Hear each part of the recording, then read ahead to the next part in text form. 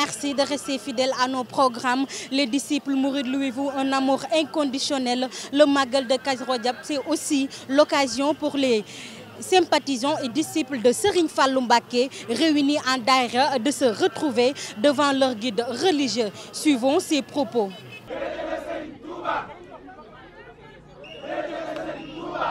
Communauté mouride toute entière célèbre le Magal de Kazu Rajab, commémorant la naissance de El Hadji Fallou Mbacké. C'est l'occasion pour des sympathisants et inconditionnels de Serigne Fallou d'organiser une grande marche pour témoigner au khalife général de Serigne Fallou, Cheikh Abou Al Baraka, leur gratitude et rendre un vibrant hommage à leur guide. Ce sont des soppés Serigne Fallou.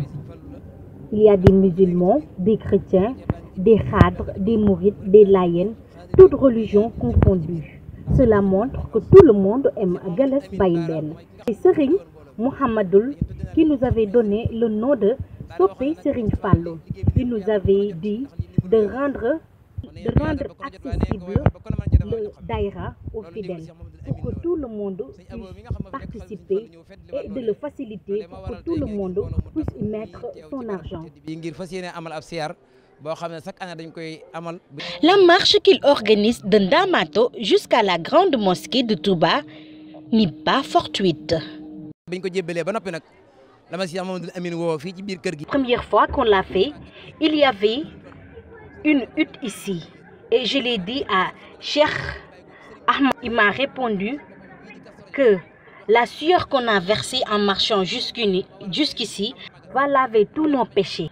C'est à cause de cela que nous continuons de faire cette marche chaque Kazu Rajab. C'est de fort belle manière que les soppés Serigne Fallou ont marqué la célébration de cet important événement. Le Magal de Kazu Rajab est en phase de devenir la deuxième grande manifestation religieuse après le grand Magal de Touba. Les fidèles convergent de toutes parts pour venir se recueillir auprès de ce saint homme. Le Magal de Kazu Rajab coïncide au légir du prophète Mohammed Rasulullah sallallahu alayhi wa sallam. Célébrer aussi la naissance du deuxième khalife général des Mourides, Serigne Fallou Mbacké.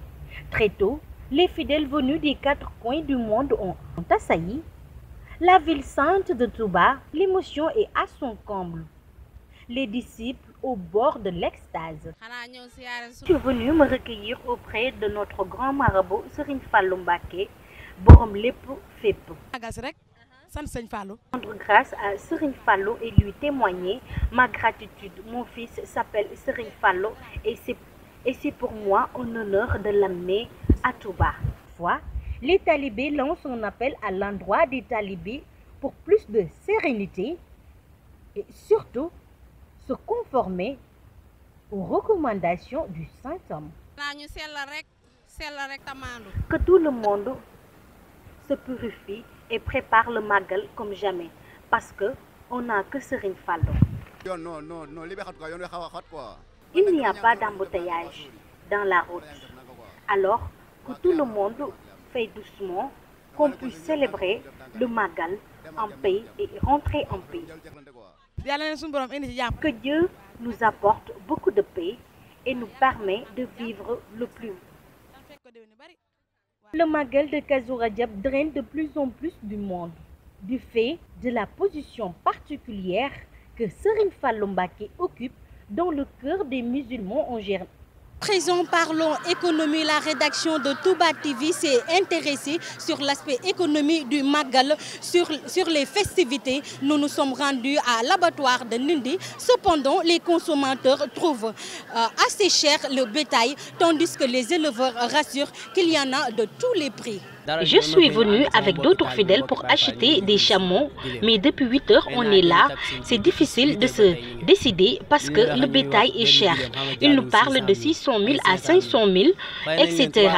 On les a payés 300 à 350 000, mais ils refusent de nous vendre à ce prix. On demande aux vendeurs de diminuer les prix pour que tout le monde puisse acheter parce que c'est le jour de Serigne Fallou Mbacké et tous les fidèles veulent rendre hommage, veulent l'honorer. Beaucoup de personnes sont venues acheter le bétail parce que cette année, les prix sont abordables. Machallah, on rend grâce à Dieu. Ça dépend, les prix varient selon la qualité. Moi, j'arrive toujours pas à me décider. J'ai que 250 000 avec moi et je veux un très grand bœuf. Mais il semble que ce n'est pas suffisant. Tu peux avoir n'importe quel prix abordable, 200 000, 150 000, 300 000, etc. On conseille aux clients de venir acheter parce que les chameaux, les bœufs, les chèvres et les moutons sont là. Vous savez, tout le monde célèbre le Kazu Rajab avec sa manière. Mais c'est comme ça qu'il doit se comporter tous les jours chez lui-même, après le Magal. Parce que tous les disciples de Serigne Fallou doivent bien se comporter, qu'ils soient seuls ou accompagnés. Serigne Touba ne joue pas et il n'a demandé à personne de jouer. Suite à une déclaration faite sur les réseaux sociaux par un jeune transformant les écrits de Serigne Touba Mbacké, Serigne Cheikh Awa Balla Mbacké Falilou recadre et appelle à plus de considération sur les écrits de Serigne Touba Mbacké. Écoutons ces propos recueillis par Modou Sène et Ouzin Mbodj. li fi feeñ léegi ay ndaw def ko am na ci ko dem bàgg sax bay taxriif. Ce qui s'est passé dernièrement avec une déclaration faite par un jeune qui a transformé les écrits de Serigne Touba, quelque chose qui est extrêmement grave et à éviter. Serigne Touba a dit, et c'est clair, la lumière prophétique s'est prosternée devant son Seigneur et quelqu'un l'a transformé. Ce sont des jeunes, certes, on doit les orienter pour éviter d'éventuelles erreurs. Nooru Moustapha leeru sallallahu alayhi wa sallam su jootal na sama borom xam lañu biir Alba Gawa. Le ministre de la Femme, Mariama Sarr, a pris part au Magal Kazu Rajab édition 2017. À cet effet, elle est revenue sur les raisons de sa présence, notamment sur les relations qu'elle a avec Sokhna Mame Maty Mbacké. Écoutons ces propos recueillis par Modou Sène et Ouzin Mbodj. Je peux dire un homme de Dieu, homme avec grand H. Et on ne regrette pas d'être à ses côtés. Et je le dis parce que ça remonte encore une fois de dizaines d'années, de plusieurs décennies même. Et nous n'avons pas regretté de l'avoir connu. Et ça, c'est d'abord ce qui nous a amenés ici, c'est-à-dire en guise de reconnaissance d'une relation très ancienne. Nous venons chaque année ici.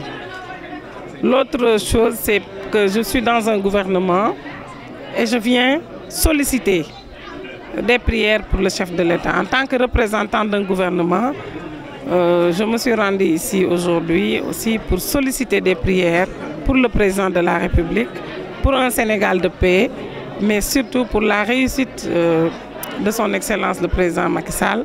Et nous avons la grande satisfaction d'entendre Sokhna Mame Maty proférer des prières. Tout à l'heure avec Saint-TV, elle l'a fait pour le président de la République, pour le Sénégal, pour tous les disciples qui sont venus en pèlerinage et que tous les vœux soient exaucés.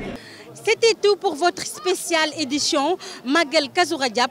L'information revient demain soir. Quant à moi, je vous donne rendez-vous à très bientôt. Au revoir.